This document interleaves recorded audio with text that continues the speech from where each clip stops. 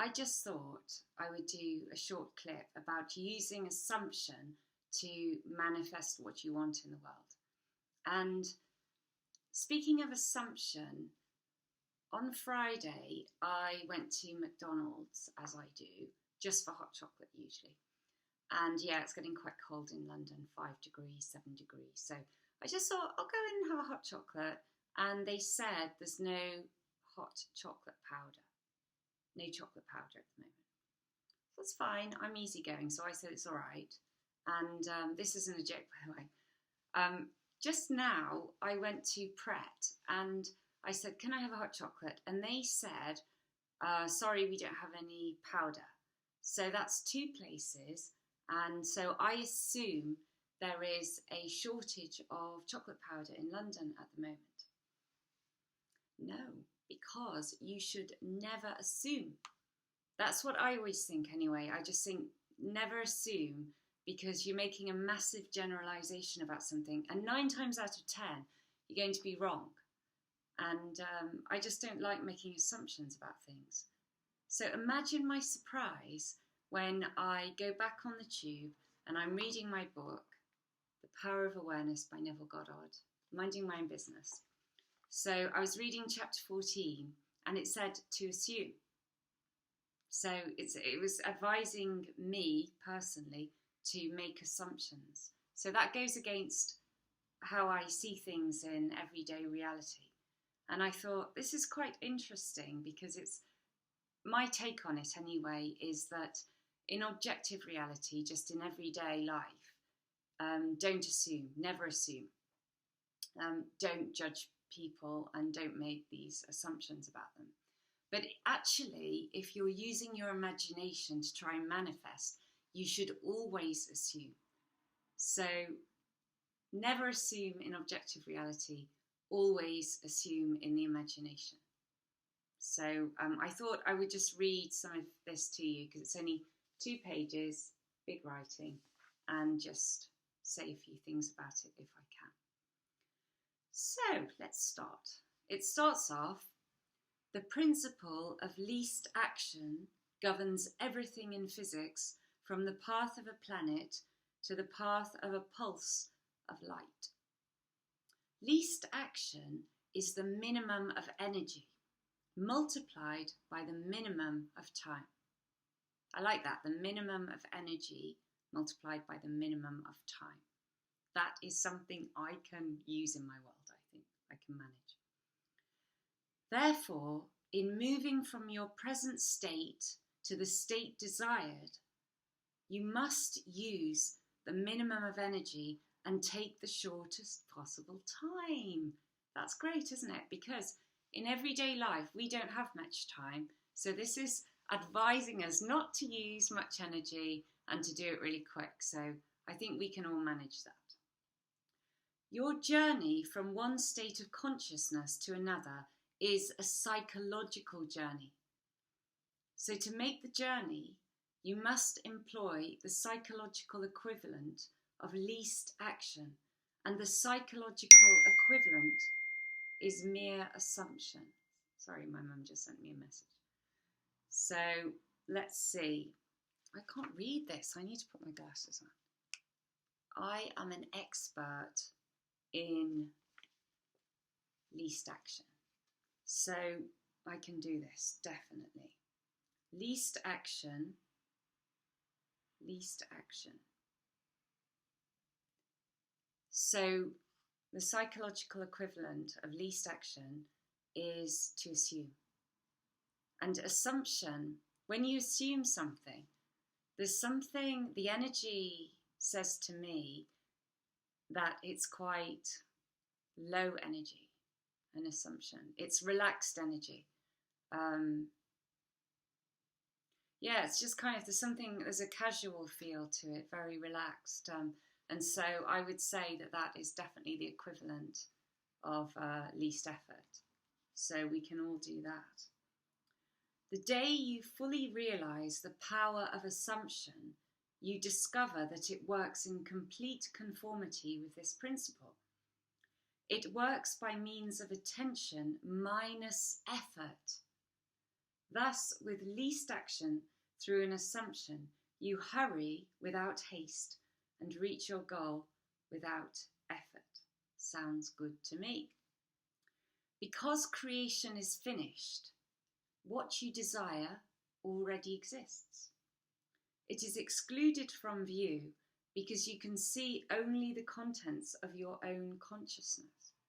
And that's something to meditate on, I think. You can only see the contents of your own consciousness, maybe what you've already experienced, but everything is in the invisible. Everything's already there, and it's just waiting for you to claim it, really. It is the function of an assumption to call back the excluded view and restore full vision. Call back the excluded view. So when you assume, like for example, I know a lot of people need money. We all do. I always go back to money as an example, which isn't very good. But say if you're just assuming, well, I'm rich, yeah, I can afford everything I want. No problem, you know. I assume I'm going to have that car. I assume I'm going to travel to that place. Just, I know it's going to happen. So you make this massive assumption, and you're doing it in a very casual, light-hearted, relaxed way. And that's calling in the excluded view, that, in other words, the view that's not in your world at the moment, in the objective reality, and you're bringing it out of the invisible into the visible. That's how I see that anyway. So the assumption calls the excluded view, the hidden creation from the invisible into the visible, blah, blah, blah. You know what I mean anyway. It is not the world, but your assumptions that change. That's good. That's pretty deep, isn't it? Not the world that changes, it's your assumptions. So don't fight objective reality. Don't be putting in too much effort to change what's on the external, because all you need to do is change your assumption, and the external will change through that. Where am I up to? An assumption brings the invisible into sight. Yes, definitely. It is nothing more nor less than seeing with the eye of God, that is imagination. Nothing more nor less than seeing with the eye of God, imagination. Yes. So we just have to see through the imagination, but not to ignore objective reality, because if we do, we could just go out there and get knocked over by a car or something. So you're living in objective reality and getting on with things, but you're not taking it too seriously. I think that's key. And you're making these assumptions that everything's going to come your way anyway. And that's going to change your concept of yourself. You're going to see yourself as the person you will become when you acquire what you want. Yeah. I just totally lost my train of thought then, sorry. So, yeah, it's a light touch, I think. It's a light touch to the world. And sometimes it's really easy to complain, isn't it? And just get caught up in the little things of life. Sometimes we can manage the bigger things a lot easier, but it's the little things that we like to moan about. So just give that a light touch and just let it go over your head and go about day-to-day life, almost seeing the world through the eyes of a child. It's like a make-believe game where you're just imagining that things are different than they actually are at that present moment. And you're kind of playing with it. It's a little game. And if you see yourself, if you want to have money, because I'm lacking in imagination at the moment, I can't think of anything else to say. So if you're seeing yourself as a millionaire and just saying, oh yeah, I can have that, have that, have that. And then more ideas grow from that idea that you are rich. And it's like one idea is giving birth to multiple ideas. And that happens with anything you want to become, anything at all. For the Lord seeth not as a man seeth, for man looketh on the outward appearance, but the Lord looketh on the heart.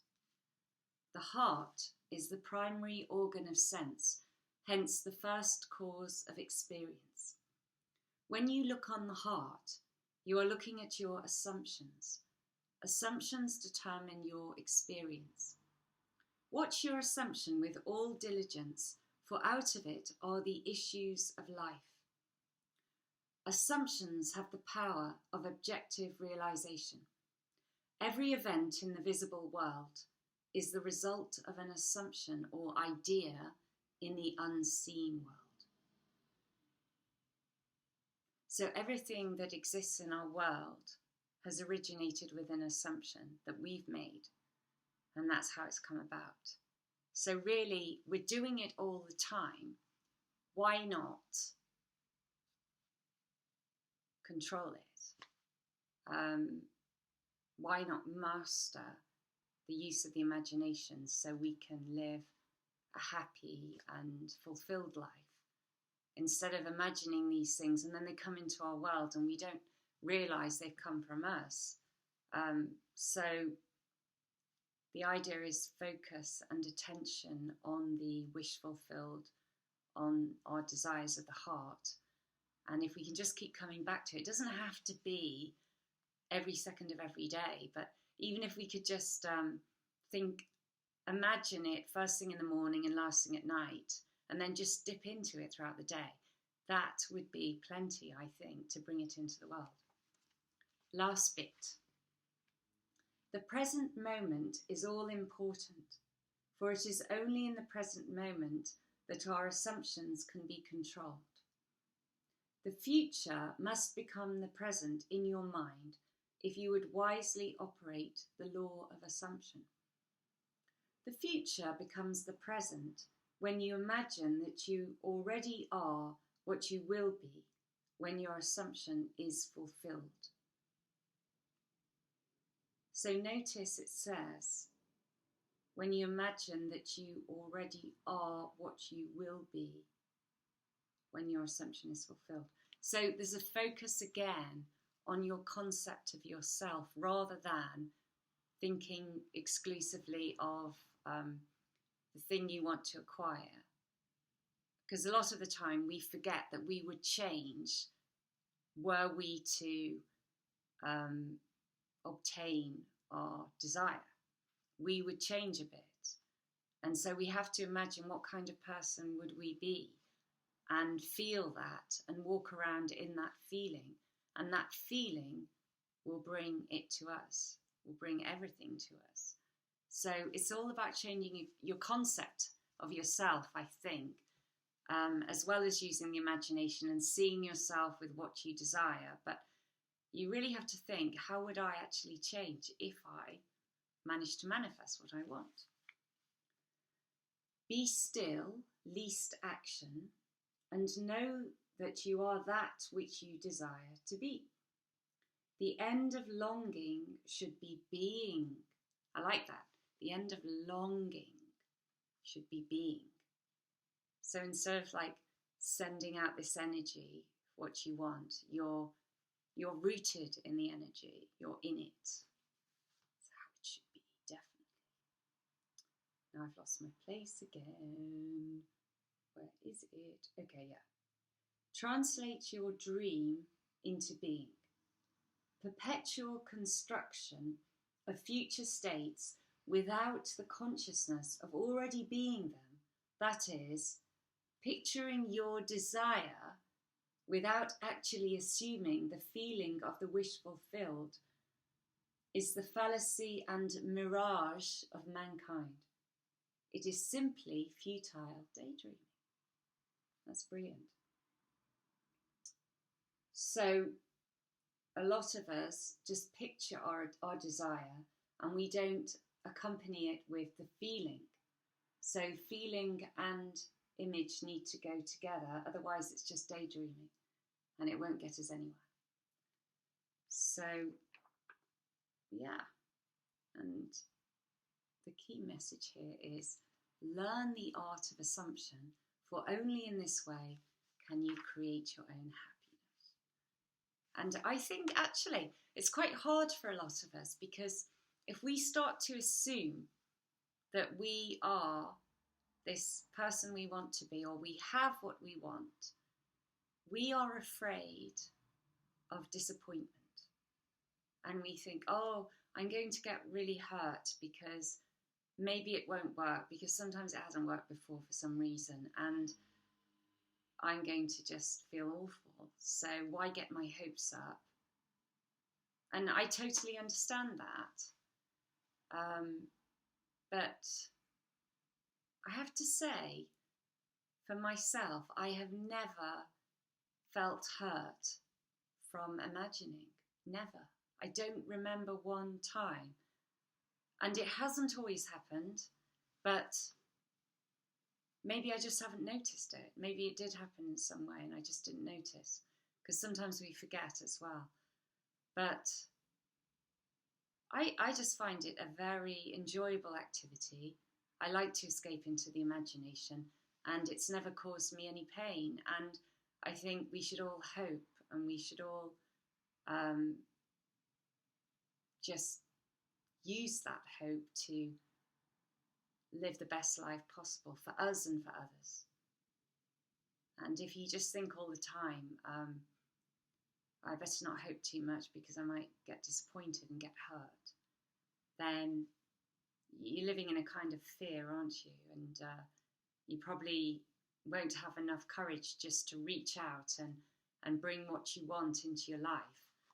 So I say, have courage, be brave, and you won't get hurt. And it's surely better to risk that anyway than just live in some cocoon, and which is really a fake safety. It's a fake security. And it just serves to just keep you in the same state all the time. So, yeah, that's my little take on it. I could go on and on, but I see already I'm on almost 18 minutes. So I hope you like that. And please leave any comments about it below, because I always like to hear your viewpoints on this kind of thing. And I think we all help each other if we share our views. So please comment below. And yeah, I recommend this book, Power of Awareness. It's just short chapters on lots of different subjects, but as usual, very deep, which I love. So let me know what you think. Hope you like it. And please like if you do. Okay, see you soon. Bye.